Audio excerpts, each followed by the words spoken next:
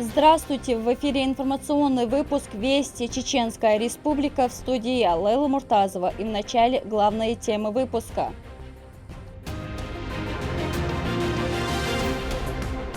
Здоровье превыше всего.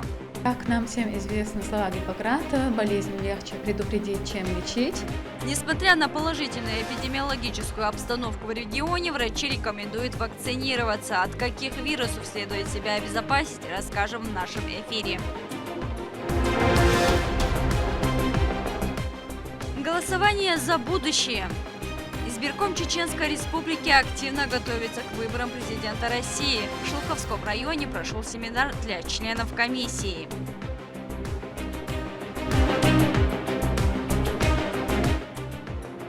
Вокзал мечты.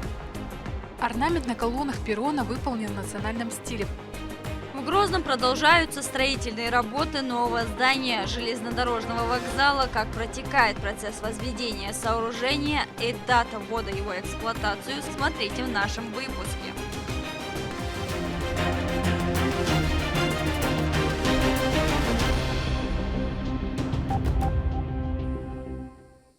Масштабная встреча руководителей министерств, ведомств, районных администраций, а также представителей духовенства, старейшин и жителей муниципалитета состоялась в Курчалое. Прошла она под председательством первого вице-премьера правительства региона, министра автомобильных дорог Исытум Хаджиева.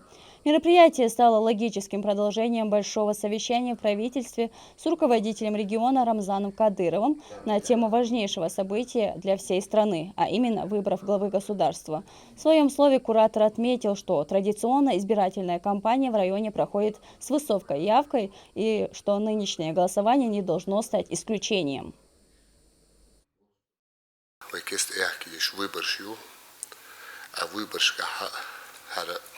Курчалойский район Муальчи, Нохчича, можно сказать, он заехал больше, он примерил школы еще кара.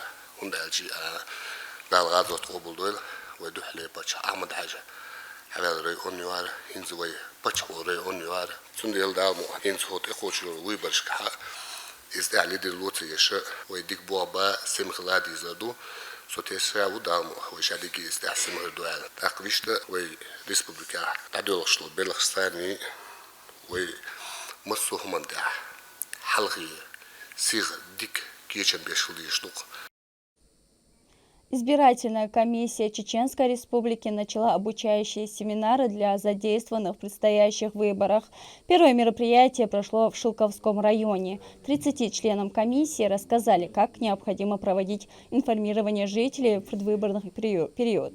В ходе кампании будут проводиться опросы населения на предмет желания участвовать в выборах и в каком формате – на избирательном участке или дома. Информирование пройдет с 17 февраля по 6 марта. Институт чеченского языка накануне с рабочим визитом посетил Хош Бауди Дааев.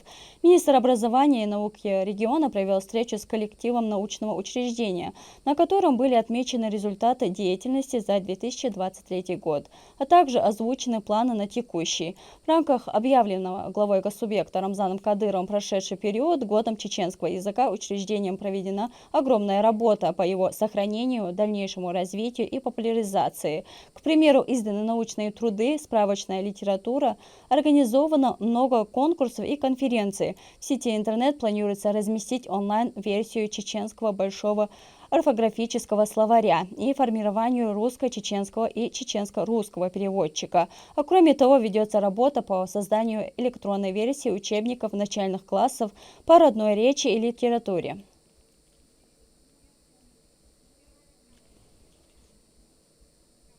Сотрудники батальона «Восток Ахмат» активно штурмуют позиции вооруженных сил Украины в направлении села Работино Запорожской области. В данном направлении военнослужащие успешно выполняют боевые задачи специальной военной операции. Используются дроны, помимо этого совершенствуются прицельные сбросы светозвуковых гранат нелегального действия, а также корректирование огня по дальности. Практически говордина погодные условия каждый штурм что есть, борт добьешь, был продвижение что метр за метр لا تحدوقش دو مصو هم انساني اكو بيقر زاني بلنداج يقر زاني يوغ ما بيكش تعبوا الخبر ردوجيني شوية تمتع شكله نيته دار القربلاح دار المغلاء. Возведение нового здания железнодорожного вокзала требует комплексной работы. На данное время над объектом трудятся опытные специалисты, и строится он, соблюдая строгие стандарты качества. Как протекает процесс возведения одного из важнейшего сооружения транспортной инфраструктуры региона, расскажет Валентина Гусевская. Ежедневно команда опытных инженеров и строителей трудится над созданием нового железнодорожного вокзала в Грозном. Сулим в сфере строительства уже больше 50 лет. Участвовал в возведении Грозного мола, гипермаркета «Ленты» и других. Вот и в этот раз работает над созданием грандиозного проекта. Ведем надзор за выполнением правильности работ. Каждая установленная колонна, каждая балка должна точно лезть на свое место. Очень большие отклонения балок не допускаются. Должны мы уложиться требованиям СНИП. Ежедневно на объекте трудится до 100 рабочих и находится до 10 единиц техники. Площадь строительства масштабного проекта занимает 6800 квадратных метров. Само здание вокзала будет двухэтажным, площадью 2700 квадратных метров. С высоты птичьего полета оно напоминает размах крыльев. Основной объем работ выполнен. Внешняя отделка здания завершается, внутри здания завершаются отделочные работы, инженерные коммуникации, слаботочные сооружения, электрика, канализация, вода. Работа идет по графику, финансирование тоже происходит по графику, трудностей мы не испытываем. Ощущаем сильную, хорошую поддержку со стороны главы. Проект объекта разрабатывали с 2017 года, к строительству приступили в 2019. Помимо здания вокзала на территории будет и энергоцентр. Каждую деталь объекта продумали до мелочей. Орнамент на колоннах перрона выполнен в национальном стиле. Проектировщики специально связывались со специалистами Министерства культуры для его рисовки. За ним находится матовое стекло с подсветкой, которое включается в темное время суток. Главное украшение здания вокзала – часовая башня высотой 67 метров. Курирует строительство объекта Министерство транспорта, связи и цифрового развития Чеченской Республики. Это современный дизайн со всеми условиями для удобства обслуживания пассажиров, дальнего ближнего следования, для автобусного сообщения, также для групп маломобильного населения. В вокзале будет предусмотрен большой хороший зал ожидания, также предусмотрены комнаты отдыха, молельные комнаты для женщин и мужчин. Стоимость данного объекта составляет 3 миллиарда 960 миллионов. Сдать в эксплуатацию железнодорожный вокзал планируют в сентябре этого года. Он будет обеспечивать пассажиропоток в 350 человек в день, из которых 300 дальнего следования и по 25 для междугороднего и автобусного транспорта. Валентина Гусевская, Магомед Басаев, Магомед Бараханов. Вести, Чеченская Республика.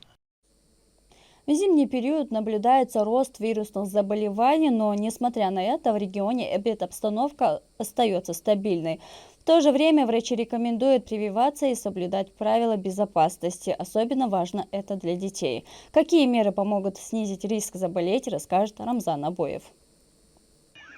В этот зимний сезон страна столкнулась с необычной ситуацией, связанной с распространением 3 болезней одновременно. Роспотребнадзор России объявил о начале тридемии, которая включает грипп, ОРВИ и коронавирус. По данным специалистов, эпидемиологическая обстановка в республике стабильно положительная, однако меры профилактики необходимо соблюдать, отмечают врачи. Как нам всем известны слова Гиппократа, болезнь легче предупредить, чем лечить.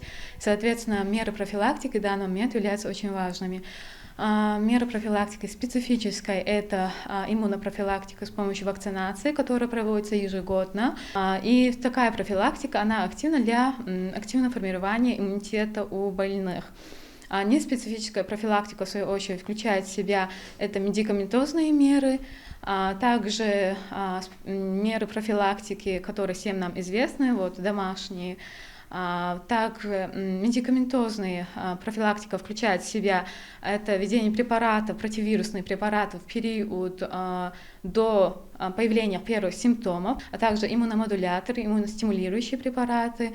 Все эти заболевания имеют схожие симптомы, такие как кашель, высокая температура и слабость, но их течения различаются значительно. Однако недооценивать серьезность даже гриппа нельзя. Особенно врачи призывают уделить внимание профилактике острых респираторных заболеваний у детей. Конечно же, мы с вами понимаем, что полностью защитить от всех простудных заболеваний, от ОРЗ, ОРВИ ОРВИ ребенка невозможно. И именно таким образом, переболевая различными ОРВИ, он и нарабатывает свой иммунитет. Но можно мы с вами скажем о таких вот наших мероприятиях, как родители, которые могут обезопасить на какой-то период или уменьшить количество этих простудных заболеваний, а также уменьшить количество каких-то осложнений после них. И если мы подумали о том, что мы можем сказать о каких-то медикаментах, то в первую очередь я хотела бы сказать об общих мероприятиях, которые доступны всем и каждому в любой семье. Что это такое? Это общее состояние жилья, где проживает ребенок, какие там условия. Да? Например, не рекомендуется слишком жаркое помещение или низкая влажность, да? Потому что влажность очень важна для верхних дыхательных путей ребенка. И потому что он проводит большую часть дома в домашних условиях, поэтому нужно обеспечить, чтобы было тепло, да? Относительно влажно, чтобы было как можно пыли, то есть влажная уборка должна быть постоянно. И еще, конечно же, полноценное питание. Очень важно, чтобы питание было оптимальным, чтобы оно содержало сезонные фрукты, овощи, да, мясо, рыбу, то есть все микроэлементы и макроэлементы и витамины, которые ребенок может получить и должен получить.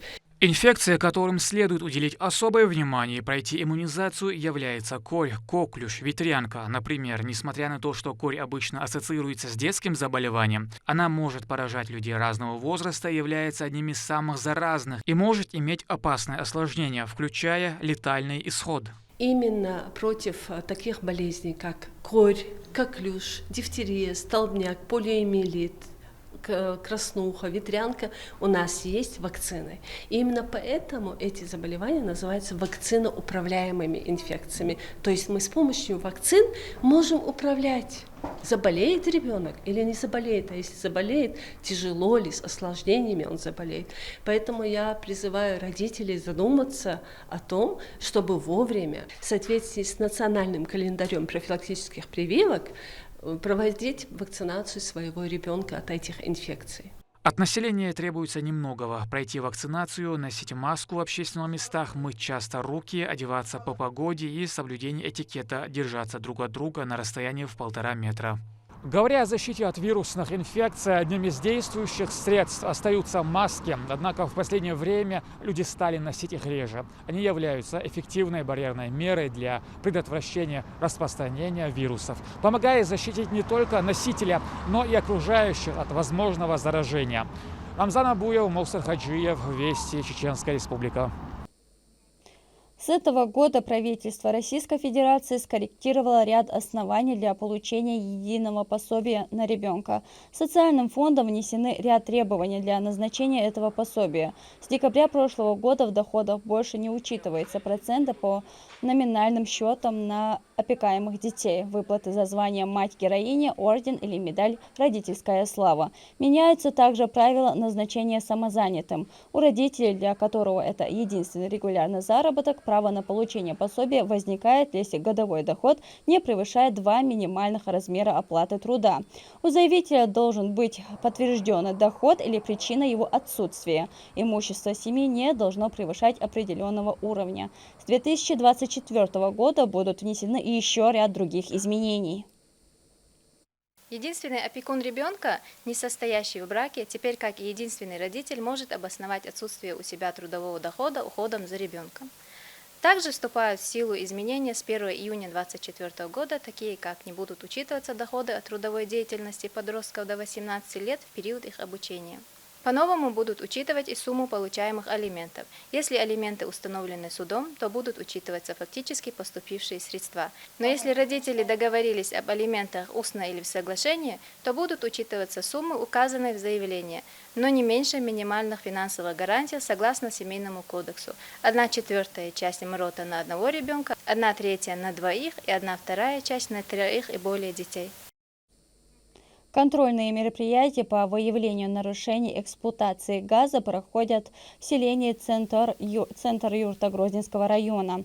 Утечка газа, несертифицированное оборудование и неподходящее помещение для котлов – все это может стать причиной трагических последствий, отмечают специалисты. Ряд нарушений устраняют на месте, но есть и проблемы, требующие время. К ним относятся система вытяжек и дымоходы. Контролирующая сторона призывает быть бдительными и своевременно проходить проверку. Также пользователям раздали информационные буклеты о дегазификации и возможностях дистанционной оплаты. При проверке, значит, обнаружено нарушение, шланочные соединения, утечка газа. На месте устранили утечку, опломбировали шланочные соединения на кранах. Просьба абонентам не подключаться самовольно к газовым сетям. То есть при подключении к газовым сетям сообщить газовую службу, согласованно делать это все, потому что это приводит к негативным последствиям. Соблюдайте правила пользования газом и платежную дисциплину. К этому часу это все события. Еще больше новостей вы можете узнать на наших социальных платформах и в приложении «Смотрим». До новых встреч в эфире.